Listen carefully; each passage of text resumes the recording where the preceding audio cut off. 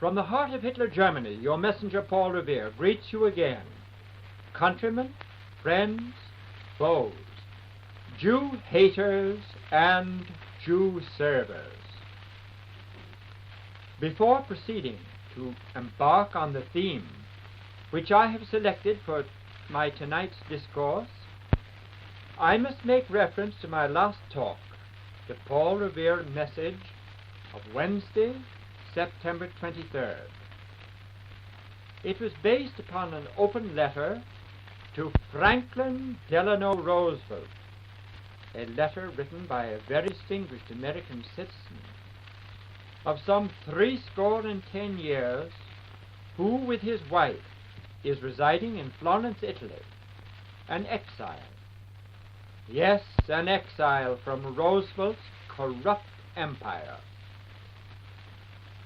The writer of that letter, Mr. Joshua Crane, internationally known philanthropist, sportsman, socialite, student of the world's political panorama, graduated in 1890 from Harvard University.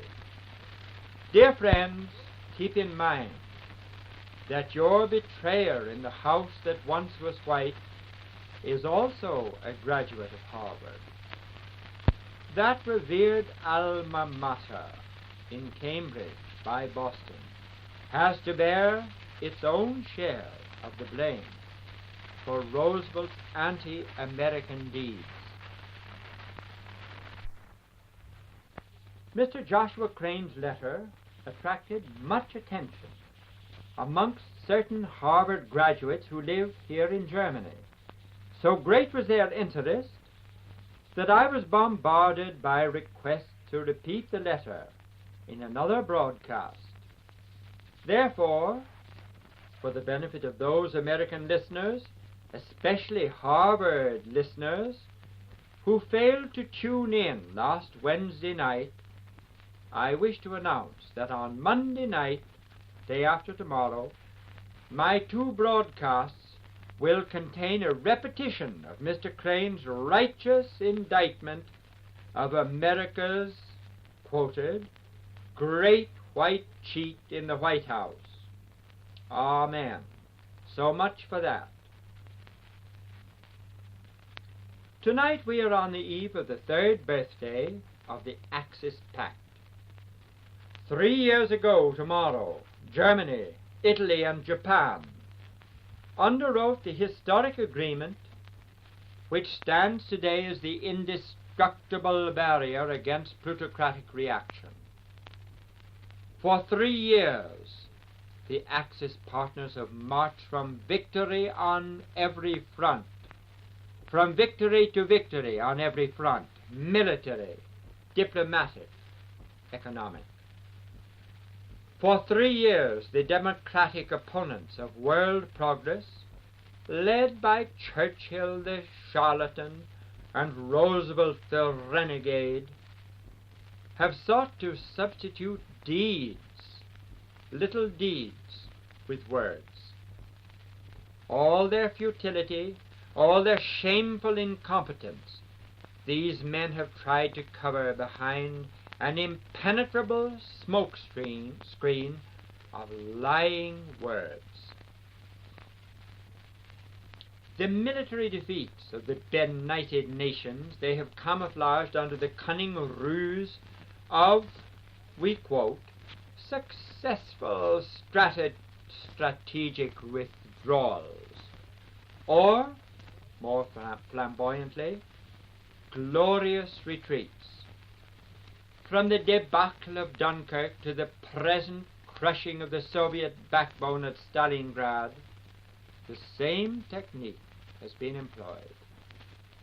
Was Singapore important, I quote, important, after the moment of its imminent fall? Ah, brothers, I ask you, no, no, no. Britain washed out the whole affair with a few gushing glamour words. Did the loss of North Africa's coast cause the British broadcast boys even a little tremor? emphatically no. Well, thus it goes with every ignominious British Allied rout, from the whale-spouting Arctic Sea to the spot where the dawn comes up like thunder out of China across the bay. But there are two other fields where the lie-makers of the Brit-Yank press and radio have showed an equally vigorous and perhaps even more skillful hand. First and foremost is the time-honored prophecy of economic ruin. Germany will burst asunder economically before the end of the first winter. That was World Judah's theme song in 1939. The world has seen to what extent this prophecy held true. Have you heard the latest figures on bank deposits in the booming Reich? If not, it's your own fault, for these figures are regularly published in the Berlin shortwave broadcasts. You'd better listen regularly, not miss a broadcast. You can't project the war's outcome unless you are informed on all of such significant factors as these. And don't forget that your survival, your American survival, as an exponent of the American way of life, depends on the righteous rightness or the filthy wrongness of Boss Roosevelt's dirty scheming. The second factor with which the world destroyers have reckoned to affect your befuddlement is the question of Europe's nourishment. The way to a man's heart is through the stomach.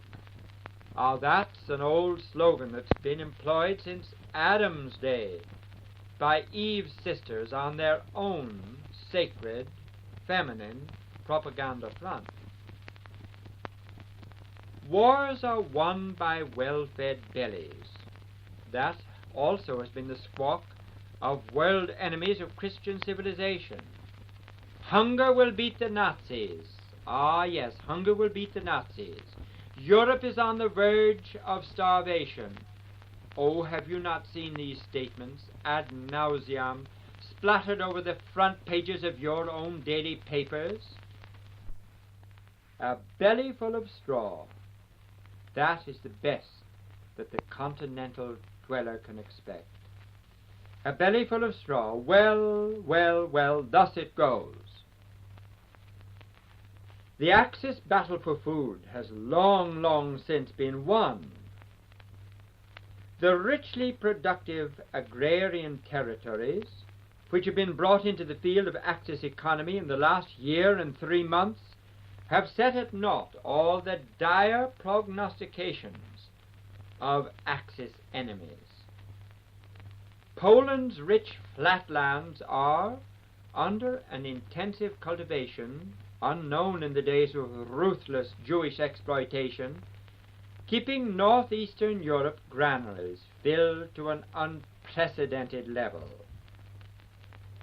The Baltic states are resuming their former position as jammers full of the milk, butter, egg icebox. The Ukraine was in the pre-war days conceded by benighted nation enemies as the answer to the hungry, hungry European maiden's prayer. But look at the Ukraine today. In spite of the ravages of military strife, in spite of all this, the area has, since the first days of the most immemorial year, been cultivated up to 70% of its productive potential. The Ukraine is hitting on all 16 cylinders, or perhaps 24. And you may do well to remember the words of your government misinformers, that this Ukraine district, this same Ukraine district, would spell the success or failure of Europe's nourishment battle. England and war-wearied America have been appallingly disappointed at the Soviet failure to deliver their promised measure of military murder. The Soviets are, on the other hand, groaning with disgust at the incompetence of their pious Western brothers in blood. The Donets and the Don basins are long since lost. The Kuban territory is occupied. The Caucasus will be forced to bow its head and say to the Axis brothers, "Ah, well, here you are, gentlemen. Take what you will." They will say that when the last Red Army remnant has capitulated before the German Allied drive. In the meantime, the belly of the commissar-driven Soviet soldier is growing more and more dependent upon such straw, such belly straw as he can clutch from the wayside in his precipitate withdrawals. And the home front worker, driven to ultimate capacity in Stalin's race for defensive production, he must take up another notch or two in his belt, in case he has not already been driven to the extremity of eating his pants holder, his belt. According to the latest glorious retreat on the food rationing front of the Kill God hordes, there is to be something less than half a pound of meat per month for each of the batters on the Bolshevist home front. England still smacks its lips and tells of a slightly sub-Ritz bill of fare for its coolies. The English rationing sounds rather thrilling unless you put your ear to the thermostat on Mr. Churchill's Frigidaire. Then comes the awful awakening. The rationing organized by Mr. Weary Winston Churchill is not based upon a fixed amount per weight, leaving the scales to pronounce a solemn judgment as to the justice of the matter. No, but upon a pro-shilling basis. Perhaps this plan has its merits, but it would seem to me that the benefit is somewhat obscure. I, Paul Revere, personally prefer the good, honest German method of announcing rationing in ounces and grams. Just how much chow are you going to be able to set your teeth in next Monday morning? That is the question. An American writer stated in the Saturday Evening Post, last May, that the game was definitely up as far as the Jewish boogaboo of starving Nazis was concerned.